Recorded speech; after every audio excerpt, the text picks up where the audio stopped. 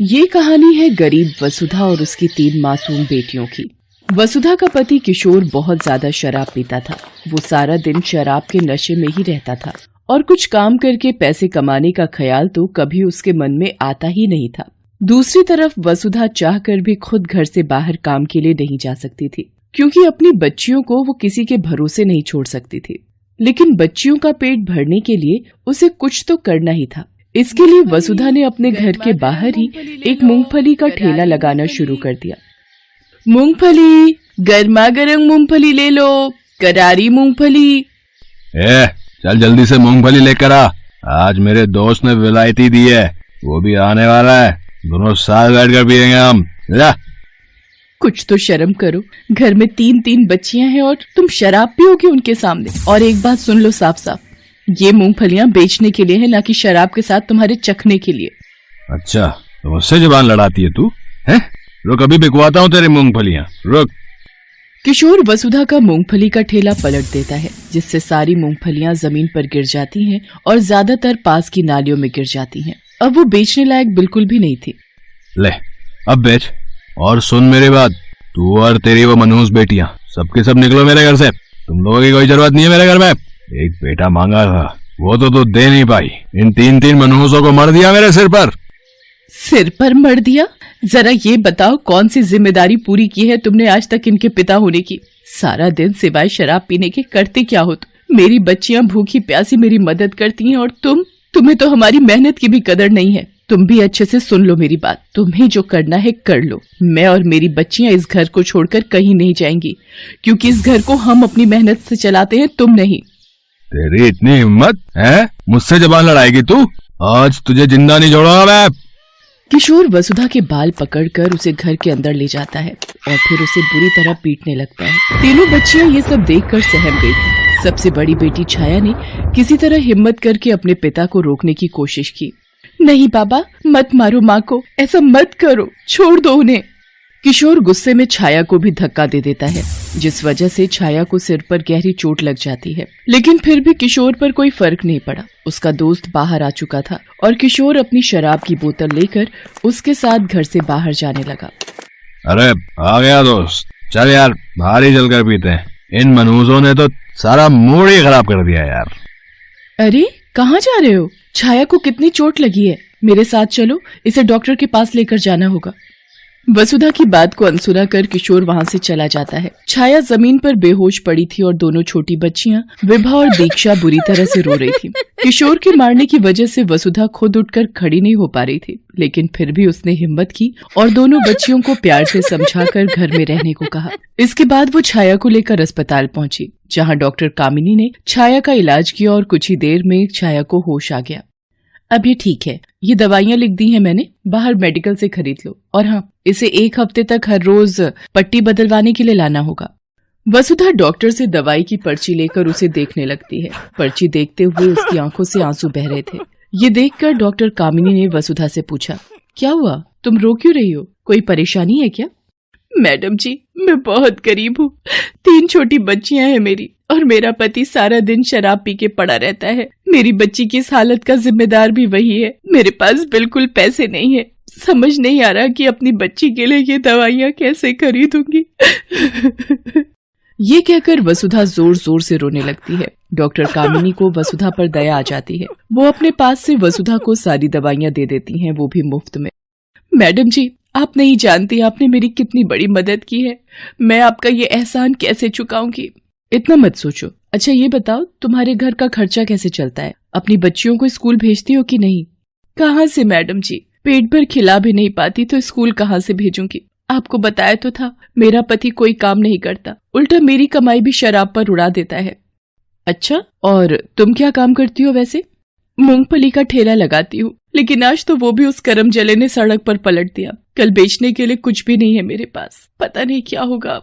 तुम चाहो तो यहाँ काम कर सकती हो, मुझे मेरे अस्पताल में सफाई के काम के लिए किसी की जरूरत है। क्या आप सच कह रही हैं मैडम जी? ये तो बहुत ही अच्छा हो जाएगा। हाँ, लेकिन सबसे अच्छा तब होगा जब तुम अपनी बच्चियों को पढ़ने के लिए स्कूल भेजोगी। देखो, तुम्हारे जो हालात हैं वो तुम्हारी बेटियों को ना देखने पड़े, इसके लिए तुम्हें उन्हें पढ़ाना होगा। सिर्फ पढ़ लिख कर ही वो अपना भविष्य संवार सकती हैं। मैं इसमें भी तुम्हारी मदद कर सकती हूँ। यहाँ पास में एक सरकारी स्कूल है, एक बार छाया ठीक हो जाए फिर मैं तुम्हारी तीनों बच्चियों का एडमिशन वहाँ करवा दूंगी, और स्कूल की फीस की चिंता तुम मत करना, वो सब मैं देख लूंगी। डॉक्टर कामिनी जैसे उसके लिए भगवान बनकर आई थी। अगले ही दिन से वसुधा कामिनी के अस्पताल में साफ सफाई का काम करने लगी, जिसके लिए अब उसे अच्छी तनख्वाह मिलने लगी थी। जल्दी वसुधा की तीनों बच्चियां स्कूल भी जाने लगी, लेकिन ये सब वसुधा के पति किशोर को पसंद नहीं आ रहा था। ये लड़कियां कहाँ जा रही हैं? कहाँ भेज रही है तू इन्हें? स्कूल जा रही हैं। अच्छा, इन्हें स्कूल भेजने के लिए तेरे पास पैसे हैं, और कल जब मैंने मांगे तो एक ढीला नहीं निकला तेरे पास से। तुम्हें देने के लिए मेरे पास एक फूटी कौड़ी भी नहीं है, समझे? देखो, वो तो डॉक्टर मैडम की मेहरबानी है जो मेरी बच्चियां पढ़ लिख पा रही हैं, वरना जैसे मेरे भाग फूटे तुम्हारे साथ बंध के वैसे इनके भी फूटते। तुझे क्या लगता है पढ़ लिख के क्या कलेक्टर बन जाएंगे? हैं? चुपचाप इन्हें घर में बैठा और घर के काम काज सिखा इन्हें। नहीं, मेरी जिंदगी तो नरक बन ही गई है, अपनी बच्चियों के साथ ऐसा नहीं होने दूंगी मैं। अच्छा, लगता है उस दिन की मार भूल गई है तू, है? नहीं, मैं कुछ नहीं भूली, और अब से तुम एक बात मत भूलना, अगर मुझे या मेरी बच्चियों को हाथ भी लगाए ना तो सीधे पुलिस के पास जाऊंगी मैं। अब तक बहुत बर्दाश्त कर लिया है तुम्हें, अब और नहीं करूंगी। तो क्या कर रही है मेरे घर में? निकल यहाँ से बाहर। ठीक है, अब यही सही। किशोर को लगा था कि हर बार की तरह इस बार भी वसुधा उसकी बात का उल्टा जवाब देगी, लेकिन इस बार ऐसा नहीं हुआ। असल में अब वसुधा भी किशोर से छुटकारा चाहती थी, क्योंकि उसे डॉक्टर कामिनी के रूप में एक उम्मीद जो मिल गई थी। मैडम जी, मैंने छोड़ दिया उसे, हर बार धमकी देता था कि घर से निकाल देगा, आज खुद ही छोड़ दिया, उसका घर भी और उसे भी। अब वो जाने और उसका काम जाने, मेरा और मेरी बच्चियों का उस आदमी से कोई रिश्ता नहीं है। लेकिन वसुधा, अब तुम रहोगी कहाँ, और तुम्हारी बच्चियां, उन्हें कैसे संभालोगी? अब तक भी तो अकेले ही सब कुछ संभाल रही थी मैडम जी। मैंने यहाँ अस्पताल के पास में ही एक कमरा किराए पर ले लिया है, मेरा आना जाना भी आसान होगा और बच्चियों की भी चिंता नहीं रहेगी। वसुधा की बात सुनकर डॉक्टर कामिनी मुस्कुराने लगती हैं और फिर दीवार पर लगी अपनी माँ की तस्वीर को देखने लगती हैं। तस्वीर देखते हुए उनकी आंखें नम हो जाती हैं। मैडम जी, क्या हुआ? आंख में कुछ चला गया क्या? नहीं, आज इतने सालों बाद अपनी माँ को देख लिया। लेकिन मैडम जी, आप तो उन्हें इस तस्वीर में हर रोज देखती हैं, मैंने देखा है, हर रोज आप उनकी तस्वीर के सामने हाथ जोड़ती हैं, उसके बाद ही आपका दिन शुरू होता है। नहीं, तस्वीर में नहीं, आज तुम में देख लिया मैंने उन्हें। वसुधा, आज जो तुमने अपनी बच्चियों के लिए किया है, कई साल पहले ठीक वैसा ही मेरी माँ ने मेरे लिए किया था। मैं जानती हूँ ये फैसला तुम्हारे लिए कितना मुश्किल रहा होगा। हाँ मैडम जी, मुश्किल तो था, लेकिन सच कहूँ तो आपसे ही हिम्मत मिली है मुझे। वैसे मैडम जी, आप तो इतनी बड़ी डॉक्टर हैं, तो ये सब जो आप बता रही हैं वो कैसे? मतलब तुम्हारी और मेरी माँ की कहानी बिल्कुल एक जैसी है वसुधा। आज मैं और मेरी दोनों छोटी बहनें जो कुछ भी हैं, मेरी माँ की वजह से ही हैं। ये देखो, ये मेरी छोटी बहन शालिनी है, आज ये कंप्यूटर इंजीनियर है, और ये सबसे छोटी बहन मालिनी, ये एक प्रोफेसर है। हम भी बहुत गरीब थे, हमारे पिता भी हमारे लिए सिर्फ मुश्किलें ही लेकर घर आते थे, लेकिन मेरी माँ ने अपनी मेहनत से हर मुश्किल को छोटा कर दिया और हमें आज इतना बड़ा बना दिया। मुझसे वादा करो वसुधा, तुम भी कभी अपने कदम पीछे नहीं हटाओगी, कभी अपनी बच्चियों का साथ नहीं छोड़ोगी, जैसे मेरी माँ ने हमारा नहीं छोड़ा। वसुधा ने डॉक्टर कामिनी की तरफ हाथ बढ़ाया और सिर हिलाकर हाँ कहा। उस वक्त भले ही उसकी आंखों में आंसू थे, लेकिन उसके इरादे अब पहले से भी ज्यादा मजबूत हो चुके थे।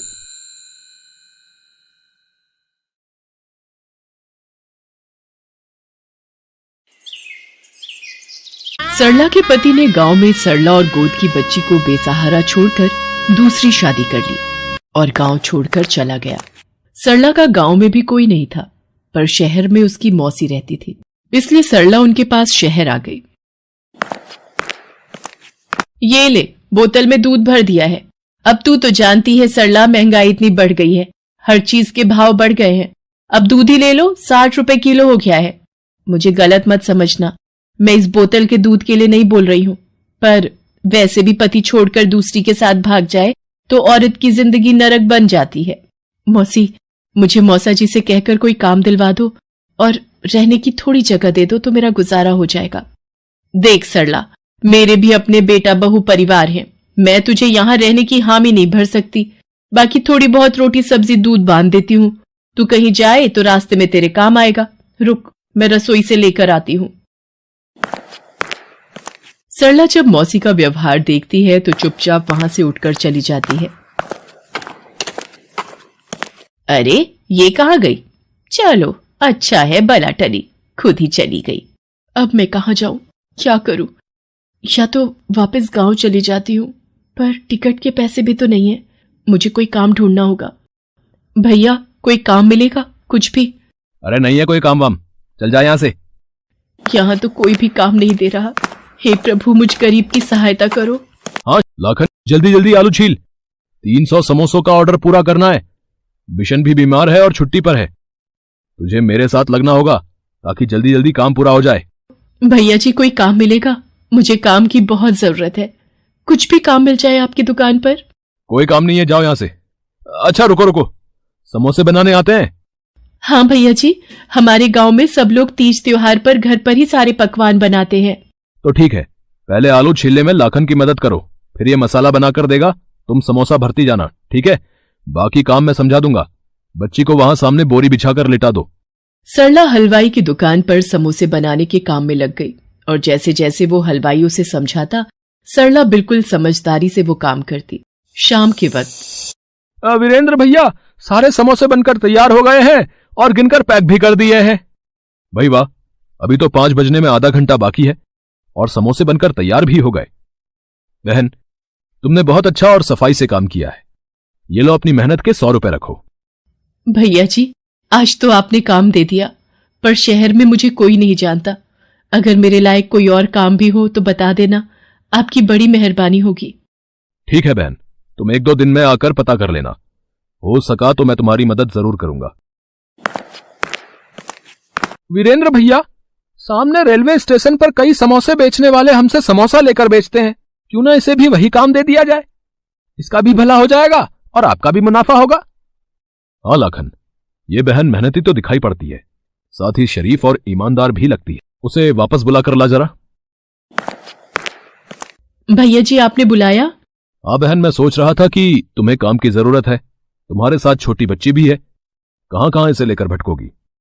सामने रेलवे स्टेशन पर समोसे बेचने का काम अगर तुम करना चाहो तो तुम मेरे से समोसे लेकर रेलवे स्टेशन पर बेच सकती हो।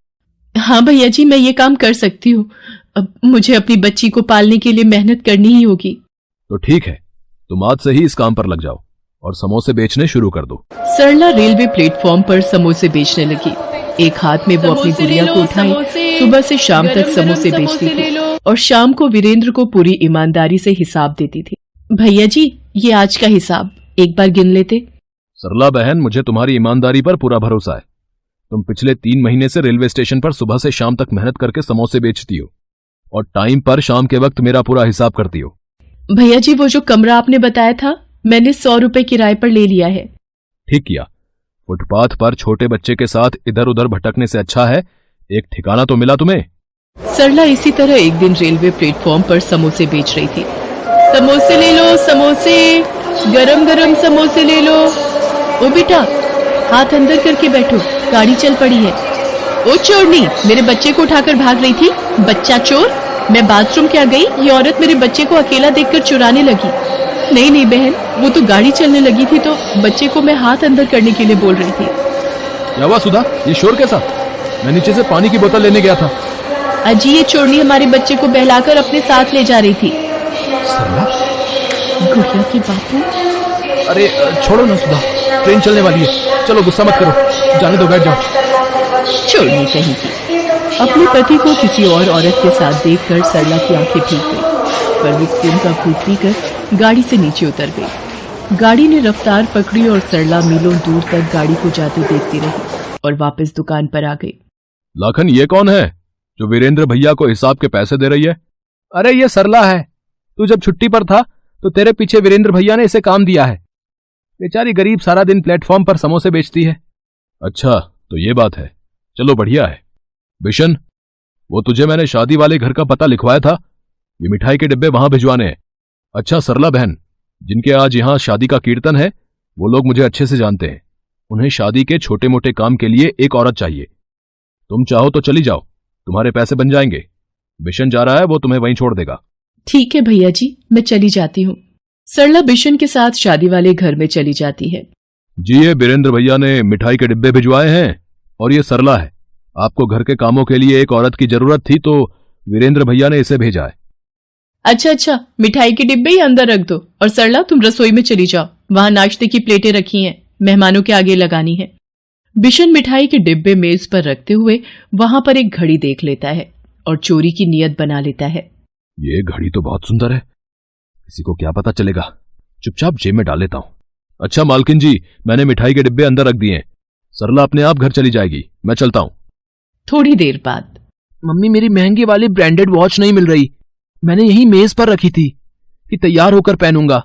तुम्हारी घड़ी ऐसे कहां जा सकती है, हम सब तो घर के ही हैं, अभी मेहमान भी नहीं आए हैं, देखो इधर उधर ही कहीं रखी होगी, मिल जाएगी। मम्मी मैंने पूरे घर में देख लिया, कहीं भी नहीं है घड़ी। ये औरत आज ही काम पर आई है, कहीं इसी ने तो नहीं चुरा ली। इधर आ, सच सच बोल, घड़ी तू नहीं चुराई है ना? नहीं, मैंने कोई घड़ी नहीं चुराई, मैं चोर नहीं हूं। मेरी गुड़िया के सिर पर हाथ रखकर मैं कसम खाती हूँ, मैंने चोरी नहीं की। अरे तुम लोग झूठ बोलने के लिए अपने बच्चों की भी झूठी कसम खा लेते हो। बेटा पुलिस को बुला, तभी ये सच बोलेगी। सरला रोने लगती है तभी। रुक जाइए, असली मुजरिम सरला बहन नहीं, ये बिशन है, इसी ने आपके घर से घड़ी चुराई है, इसलिए मैं इसे खुद पकड़ कर लाया हूं। आपके घर मिठाई के डिब्बे रखकर जब ये दुकान पहुंचा। बिशन, तेरे हाथ में इतनी महंगी घड़ी कैसे आई? जब तू मिठाई के डिब्बे देना गया था तब तो तेरे हाथ में घड़ी नहीं थी। अरे तू क्यों इतनी जासूसी कर रहा है, अपने काम से काम रख। लाखन सही कह रहा बिशन, ये घड़ी तुम्हारे पास कहां से आई, सच सच बताओ।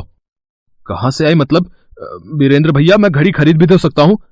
लाखन, इतनी महंगी घड़ी तुम इतनी आसानी से नहीं खरीद सकते, ये घड़ी कम से कम 50,000 रुपए की है। सीधी तरह बता दो कि तुमने ये घड़ी कहां से चुराई है, वरना मैं पुलिस को बुला लूंगा। और फिर बिशन ने सच बोल दिया और मैं इसे यहां ले आया। सरला बहन चोर नहीं है, मैं सरला बहन को पिछले कई महीनों से जानता हूं। माफ करना बेटी, मेरे से गलती हो गई, मैंने बिना सोचे समझे तुम्हारे ऊपर चोरी का इल्जाम लगा दिया। कोई बात नहीं मालकिन, आपकी घड़ी मिल गई, मुझे ये सुकून है। वीरेंद्र भैया, आज आपने मेरे ऊपर चोरी का इल्जाम लगने से मुझे बचा लिया, अगर आप ना होते तो। वीरेंद्र जी, अगर ये वाकई में मेहनती है तो क्यों ना ये हमारे घर पर ही काम पर लग जाए, मैं इसे अच्छी पगार दूंगी। ये तो सरला बहन के लिए बहुत ही खुशी की बात है। सरला बहन, तुम यहां काम करके अपनी गुड़िया की देखभाल और अच्छे से कर पाओगी। वीरेंद्र बिशन को पुलिस के हवाले कर देता है और सरला उसी घर में काम पर लग जाती है और अपनी बच्ची की देखभाल करते हुए दिन गुजारने लगती है।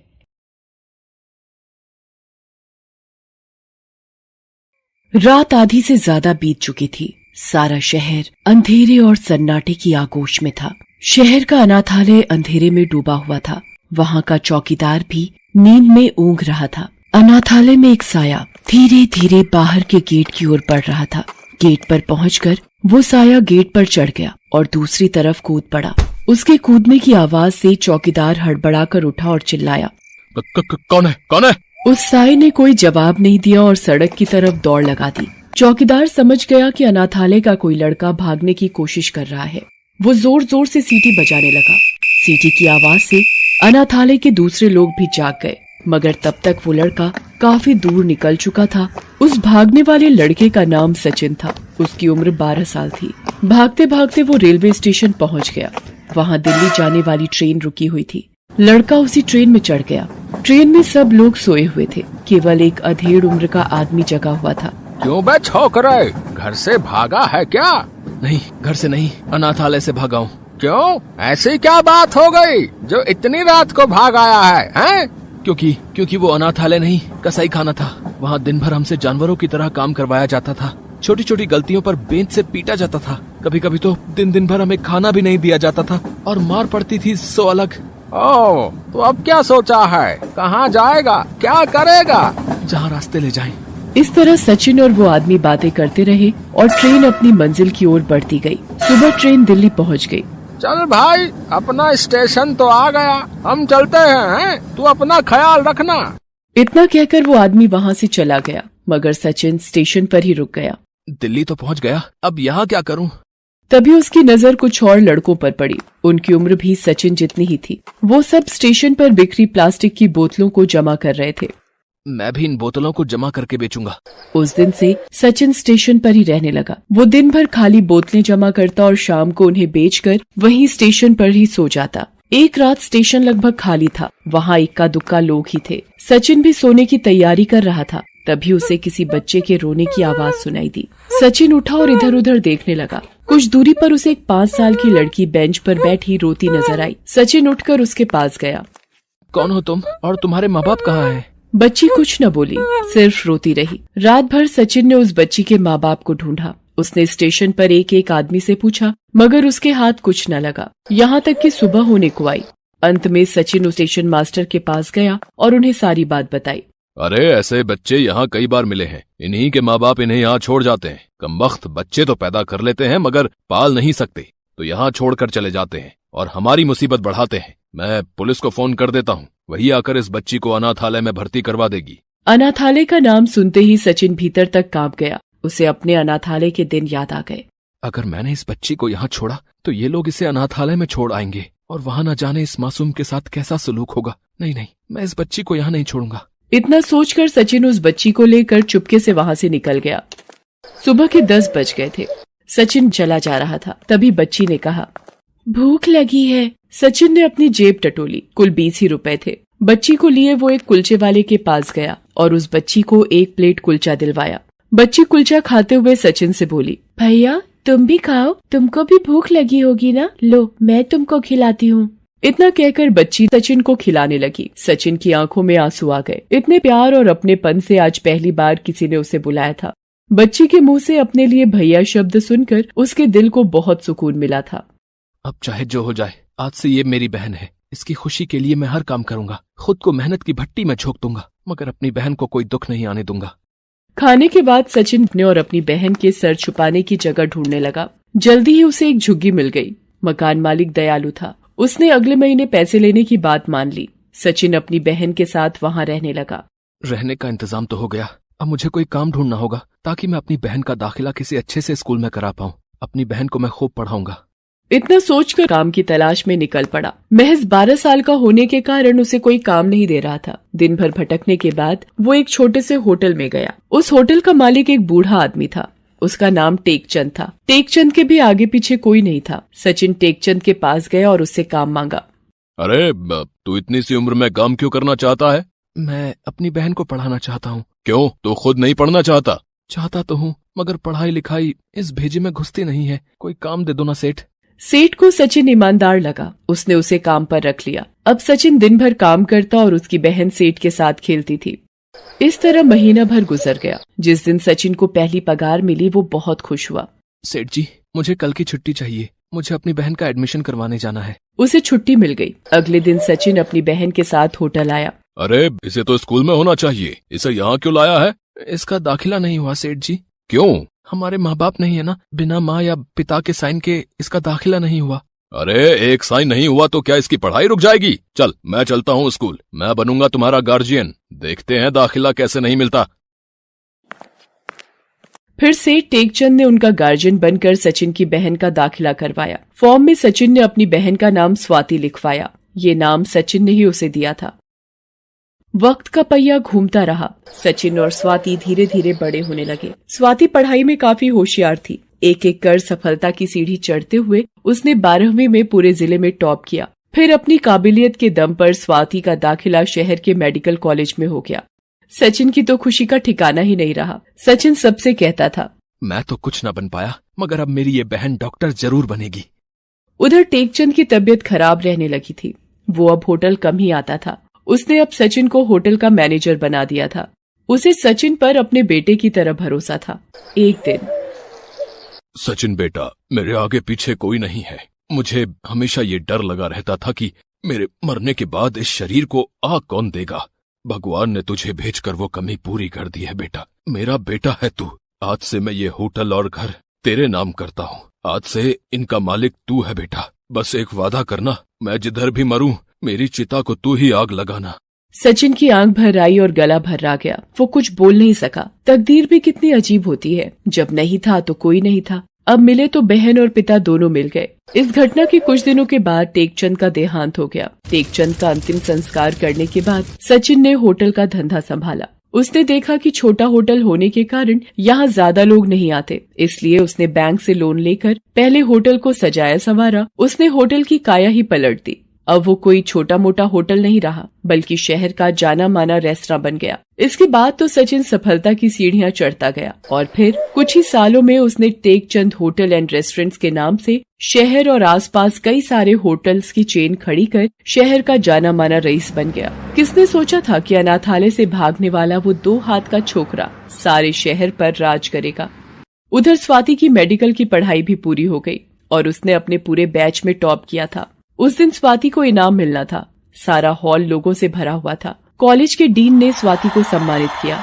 आज मुझे मिले इस इनाम की हकदार सिर्फ मैं नहीं, बल्कि मेरे भैया सचिन भी हैं। अगर उस दिन भैया मुझे स्टेशन से नहीं उठाते तो ना जाने आज मैं कहाँ होती। फिर स्वाति लोगों को अपनी सारी कहानी सुनाती है और अंत में कहती है, अगर भैया चाहते तो मुझे वहीं अनाथालय जाने के लिए छोड़ सकते थे, मगर नहीं, उन्होंने मेरा हाथ थामे रखा। सारी जिंदगी तकलीफों का सामना करते रहे, मगर मुझे किसी चीज की कमी महसूस नहीं होने दी। भगवान हर जगह नहीं जा सकते, इसलिए उन्होंने मेरे सचिन भैया जैसे फरिश्तों को बनाया जो उनकी कमी को पूरा कर सके। बस इसके आगे मुझे और कुछ नहीं कहना है। सारा हॉल तालियों की गड़गड़ाहट से गूंज उठा।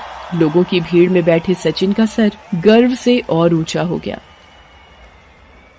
Best buddies. Hello friends, thanks for watching this video. अगर आपको ये वीडियो पसंद आया है तो प्लीज लाइक, सब्सक्राइब, कमेंट्स करें इस वीडियो पर और हाँ, शेयर करना भी ना भूलें। और भी मजेदार वीडियो देखने के लिए नीचे दिए गए बेल आइकॉन को दबाएं। देखते रहिए बेस्ट बडीज।